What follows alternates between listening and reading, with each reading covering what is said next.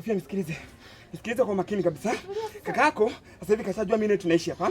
Kaka yako kajua sasa hivi huko kituoni anakuja na polisi wewe nikamate. Hivyo chukua, kila mtu achukue mizigo yake na tuondoke. Sasa hivi hamna muda wa kupoteza. Na wako njiani wanakuja. Fanya uchukue mabegi yako tuondoke sasa hivi. Chukua, hamna sasa hivi.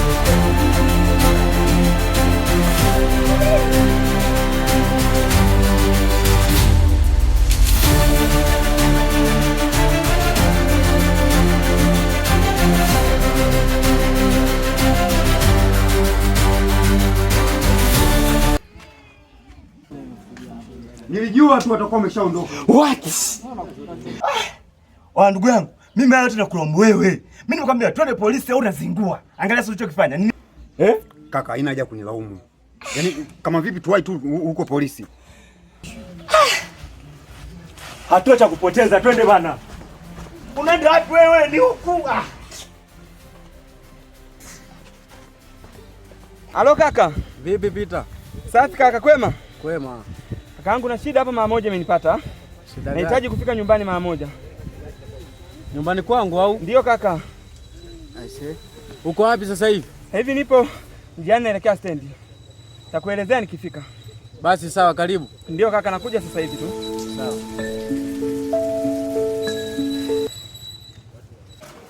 Usijali. Haya mambo yataenda yanaisha yenyewe. Kule kijijini hakuna mfuatiliaji. Watu wanadili na mambo yao. Kwa hakuna mfuatiliaji wa hili jambo. Hapa wewe jisikie huko nyumbani. Ngoja tumsubishe meji yako afike hapa tumhusishe na hili jambo. Ni sawa. Karibu. Naona nendo amefika. Karibu wewe.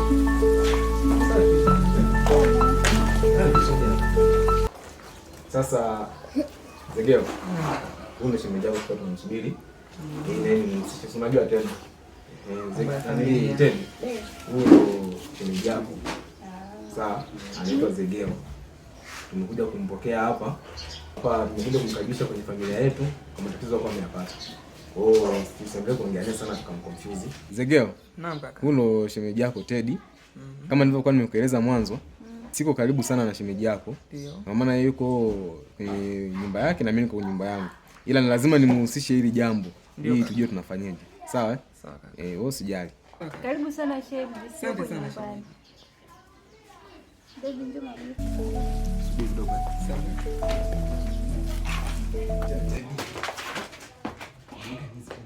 Hivyo Edi. Nini? Ulianzaje kuchukua mtu tena mwingine unaenda kuleta hapa? Wewe leo nini hapa? Sasa leo nimeenda kubeba mzigo mwingine. Nisikilize mimi.